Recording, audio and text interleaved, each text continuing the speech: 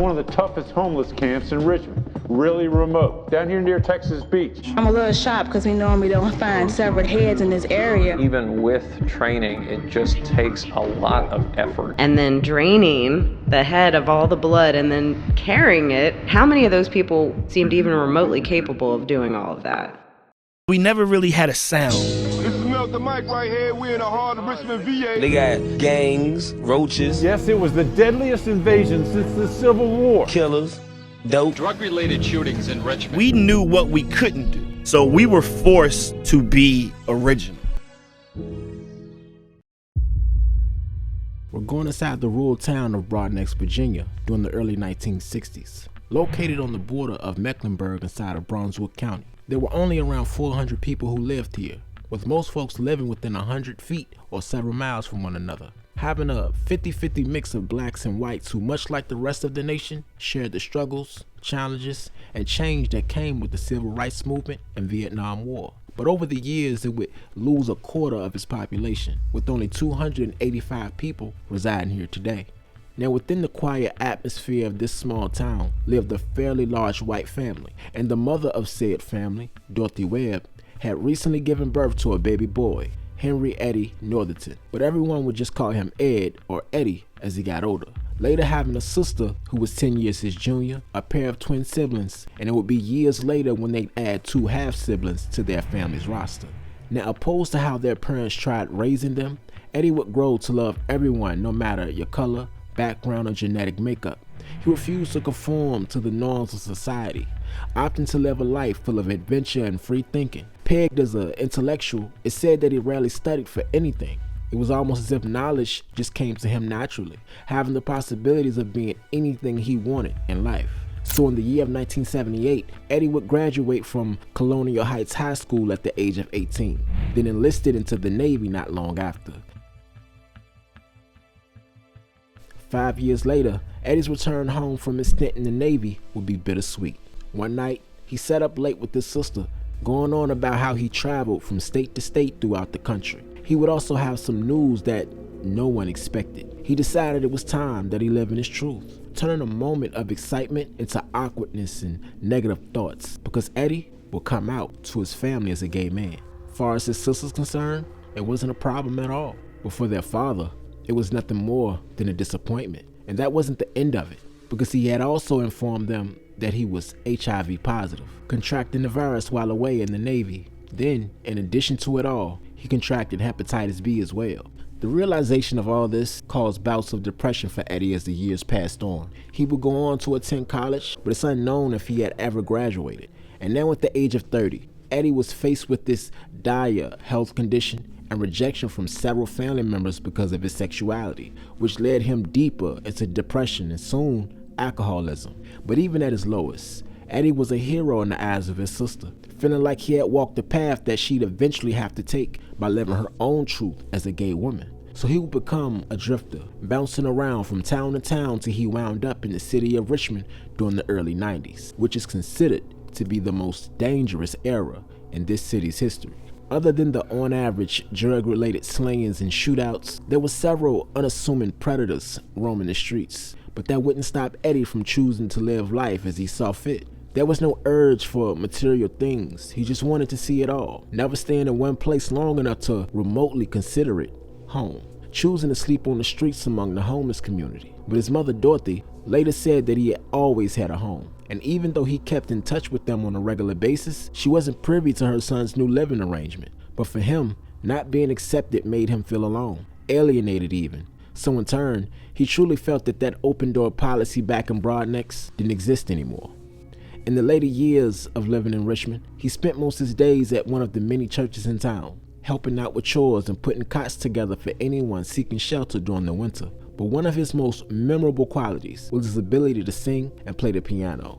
To think that a man this talented and intelligent shared similar struggles as the average junkie up the block, becoming a key figure within this community, being described as delightful and easy to be around. So you could say that he's fully assimilated into the Richmond way of life. We think we should be allowed to live out here, so we do it. We do it in a way that they can't really get mad at us because we're doing it in front of them. I don't know why they're mad at us for doing it. What? there's not homeless people on the streets? It's because you can't see them. They're all hiding because they get hassled. We don't want to put up with that. So we do what we can to survive. We go to jail once in a while for doing it, and we're still doing it. There's always going to be somebody doing it. As we enter the year of 1999, Eddie and many others would be living inside of a rough and well-known campsite behind the Hollywood Cemetery, nicknamed the Tubes or the Barrels, because of the double-barreled drainage tunnels that people use for shelter. It was located along Texas Beach, which is considered more of a kicker spot in today's time. During the day, it was mostly secluded, a beautiful and peaceful riverside view, sitting just a stone's throw away from the James River. But at night, there was an eerie feeling that surrounded that place, with some folks describing it as a campsite for the hardcore homeless loners. But even here, Eddie was someone to be loved amongst his peers. But there would be another side to Eddie. Those who knew him would even say that there were two Eddies altogether. Just as he could charm people with his piano playing, he also alienated a lot of people with his drunken behavior. His encounters with several individuals having claims of him acting irrationally, bursting into tears or interrupting the conversation of strangers. He would roam through the gay clubs and bars, making sexual advances, being assertive and pushy with some folks, which would ultimately cause him to be thrown out. Frequently. Now barred from at least 2 establishments. A number of club owners stated that he wasn't a well-liked person within the gay community. So even though the homeless community adored him, those within the gay community were annoyed by Eddie, and maybe he would go too far one night and made advances toward the wrong person. Maybe he ran into a crowd who had disdain for his lifestyle, or he crossed paths with a very dangerous man.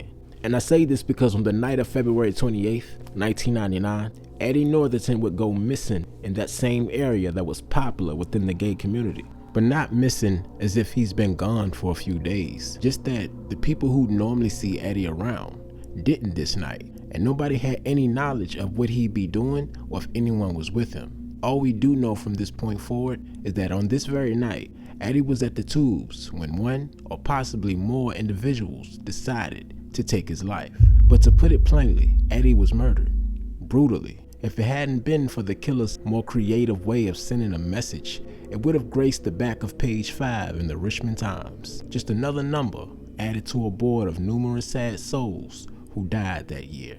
We don't know how the altercation started, whether he fought back or was just caught off guard somehow.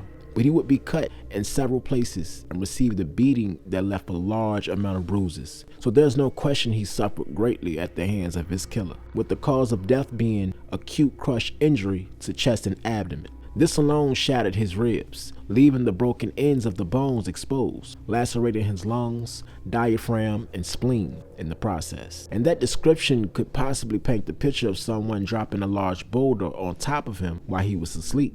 Or if he were attacked, it may have happened after knocking Eddie unconscious. However, the deed wasn't complete, because even though anyone sustaining such an injury would surely be dead by now, or at the very least incapacitated, this guy took it a step further. Literally. The killer would leave rugged knife wounds and hack marks along the edges of Eddie's neck, and this was after cutting his head off completely, likely using the common knife, said to be cruelly done. But there's really no appropriate way to decapitate a man in the dead of night, is there? Separating someone's head from their body was far harder to do than what's shown in the movies. It wasn't easy. Eddie Northington was 6'4". He was a big guy. Just physically moving somebody that large around, even with training, it just takes a lot of effort and just physical labor, really, to do that, unless they're using something like a power tool or a hacksaw. Afterward, the killer dipped Eddie's head inside a body of water to drain and wash away majority of the blood. And for a half mile through the woods, he carried it. His destination was the pedestrian footbridge that began at Texas Beach, a bridge that till this day provides passage across the James River to Bells Island. And with the severed head still cuffed in the killer's hands, he climbed the metal wraparound stairway, making his way across. He placed Eddie's head squarely in the middle of the bridge, leaving it neatly resting on the south end of the walkway. Now this was definitely the type of mind-bending violence that you normally see from a serial killer slasher film, but not on the streets of Richmond, Virginia. March 1st, 1999. It's around 10 in the morning. As life goes on as usual, people commuting to work, walking through the park, or jog in the park's path, unknowingly bypassing a horrible sight just above their heads. But that would all change around 10:20 a.m. when two hikers decided to cross the bridge that early morning, stumbling across something you could only describe as horrific. But it became apparent that this was very real. Both hikers ran away, and they located a security guard standing nearby. And after exploring the situation, the officer went over to confirm what they had saw. And that was a severed human head placed in the middle of the footbridge. Police were called immediately after, identifying the man as Henry Edward Northington. Tuesday morning, a pair of walkers hiking down this path found the head at the other end of this footbridge. I'm a little shocked because we normally don't find severed heads in this area. After an intensive search, Richmond police found the victim's body about 3/4 of a mile downriver. But the identity of the white man and the answers to other key questions remain unknown. Once news hit the public, there was mixed reactions. Those who were anti-gay felt little to no sympathy for the man, while those among the homeless and gay communities were outraged. But then, the national media took notice. The city started receiving backlash from other surrounding states, saying that authority figures in Richmond should be doing something about it. Then an article, published miles away in New York, stated as follows: the fact that a gay man could be found murdered in a gay cruising area with his head placed in the middle of a walkway without arousing much local outrage would seem to strain the limits of dispassion. We are as much a part of America as anyone else, and we mean to be treated as citizens in full partnership. Yes, I am still a political conservative, and yes, I am gay. So what? That's not in my text, but it's sort of fit in there. So what? What difference does it make? Now, some thought he was targeted for being homeless. Many argued it may have been drug-related, while RPD landed on the idea of it being a hate crime. Reason being, the walkway his head was found on was often frequented by gay crowds heading down to the park. One of those men, while being interviewed, would say that not long ago, a killer ended someone's life for picking up homeless men in the park, feeding them, and giving them a place to stay so he can have sex with them. Further saying he himself had been stabbed and attacked at that same area because of his sexuality and vulnerable living conditions. But you also had to consider the facts, and that was this area and most of Richmond being dangerous throughout the 90s. So anyone not behind a locked door overnight was easy pickings. And while there is a feeling of mourning, there's also a lot of anger as people see it not just as an attack on the individuals that happen to be here, but as an attack on the gay community. Friends of the victims, as well as gays who didn't know them, vented their outrage and told of the constant threats homosexuals had to live with. This is ridiculous! I want to live my life that way. I don't want to be killed on these streets. It's ridiculous.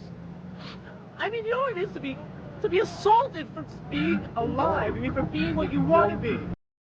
But understanding society's views on gay culture back then involved old traditional values, like federal laws criminalizing sexual activity with the same sex in several states. Petitioners are two adults who were arrested in a private home and criminally convicted because they engaged in one of the forms of sexual intimacy that is on the banned list in the state of Texas for same-sex couples. No matter what was going on in there, that was my business. The next afternoon, we were taken to a hearing where we were charged with 2106. I was pissed. They picked the wrong person to pull this on.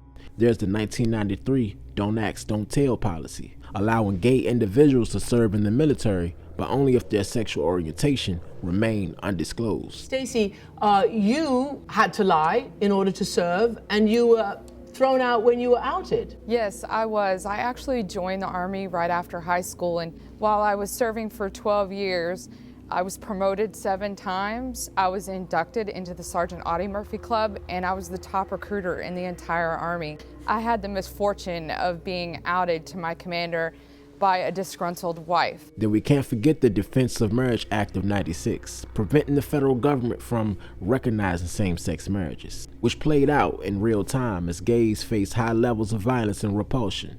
But yet, it doesn't fully explain why Eddie Northington had been murdered that night. Police had a few leads, but none of them panned out to have an actual proof of a crime. And dozens of interviews with homosexuals and homeless people would only have authorities just as unsure about the cases they were in the beginning. A few names came into question, with one that conjured up flashbacks from a few years prior. And that was the name Leslie Leon Butchart. He was a serial killer who confessed to the murders of several homeless men in Richmond. along with the number of elderly women found murdered inside their homes. That case specifically was called the Golden Years murder, with 13 women killed in total. Started in 1990 up until April of '96. All 4 murders involved older white women living alone. All were strangled, and some were also sexually assaulted. And there are 3 or 4 other cases that fit parts of that pattern, convincing many here that a serial killer is on the loose. The apparent motive? Robbery. Jewelry and cash was taken after the home in the quiet West End was broken into. Leslie was arrested 3 months later in the month of July, which was initially on a trespassing charge that would result in a confession. But he was never formally charged for majority of them due to the lack of evidence. By 2002, he recanted his confession just before his death, saying he just wanted to be known as the worst serial killer ever. So it was impossible for him to be a suspect, but it still brought back horrible memories for some. But after some time passes, there was an individual who fit this bill more than anyone, and that was a 48-year-old Michigan native, Michael Elijah Adams, also known as Dirty Mike. By then, he was already on the hook for multiple murders, which he gladly copped to during an interview at the Henrico County Jail in 2015. How'd you come doing that? It just started getting hot. Bodies started stacking up. Questions started getting asked. What's the total number of bodies they say you're good for? I don't know, I got 16 showing.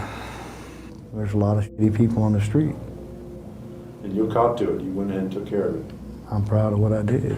He started hopping trains when he was just 14 years old, a reckless, footloose lifestyle he viewed as a perfect match for him. A fair comparison to the abusive family he was raised in. His perception was that you pick up and go wherever you want and do whatever you want to do. You're always ducking, dodging, hustling. So it wasn't just survival of the fittest, it was a cold thrill for Michael as well. As time went on, he'd have encounters with many people, most of them doing drug deals and heated disputes that ended in death.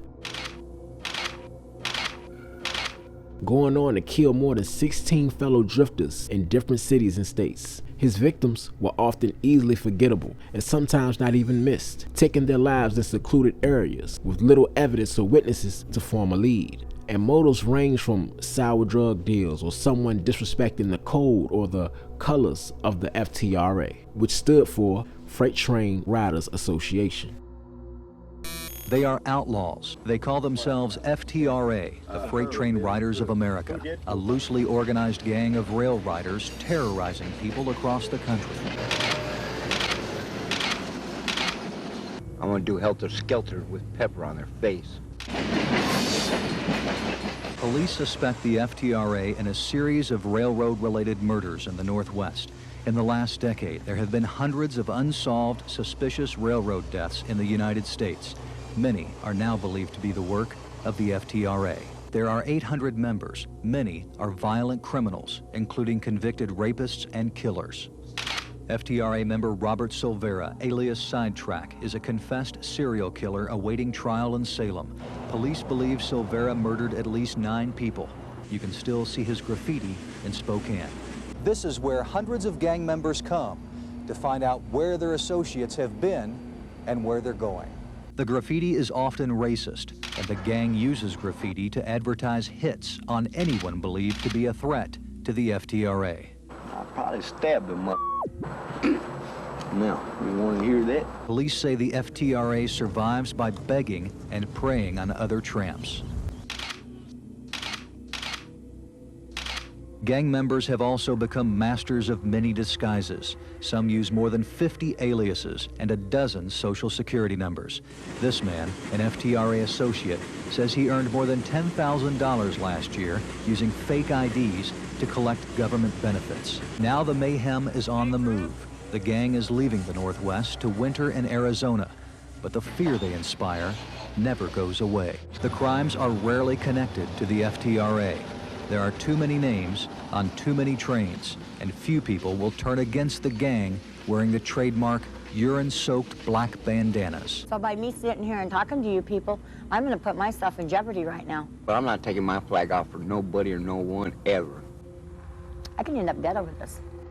So as Eddie's case goes cold, the years started to roll on, and over a decade later, in 2011, Dirty Mike would be serving 15 years to life for the killing of another train rider named John Owens in Placer County, California. He then admitted to the murder of a man named Robert Allen Bobby Casera, who was a Richmond native. He was beaten to death in June of 2006, and that murder likely would have gone unsolved if Michael hadn't confessed. This prompted Richmond police to start checking him for similar unsolved murders, and this included the 1999 slaying of Henry Edward Northington. But he took no claim on Eddie's death, only saying that he might know who did it, which almost inclined you to believe him, because he wasn't shy about taking credit for killing. He actually believed he provided a public service by executing some of the quote-unquote dregs of society, by ultimately being a cold-blooded enforcer. See, society labeled me as a serial killer.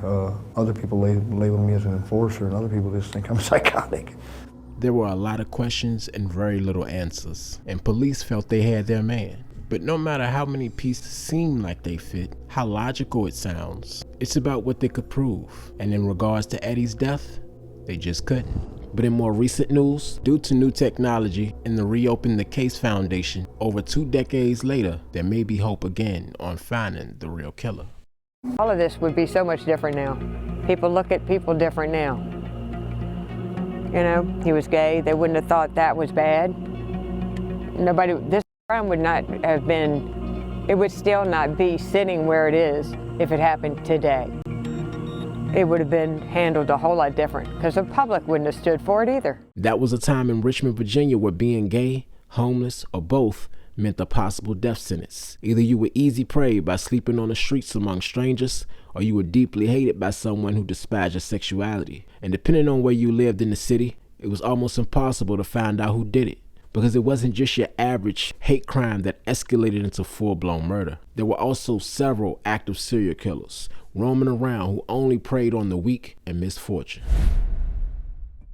I could have never imagined in my lifetime that something would have happened like this to anyone. And it's still hard to believe in after all these years that it happened to Eddie. None of those things. I just hope somebody helped. Somebody knows something. People saw something. I know they're scared. I was scared. That's why I didn't say stuff before, because I have family to protect. But at this point, you know, as things go on and years go on and people pass, I don't want to die not knowing or not trying to help find out what happened to my brother.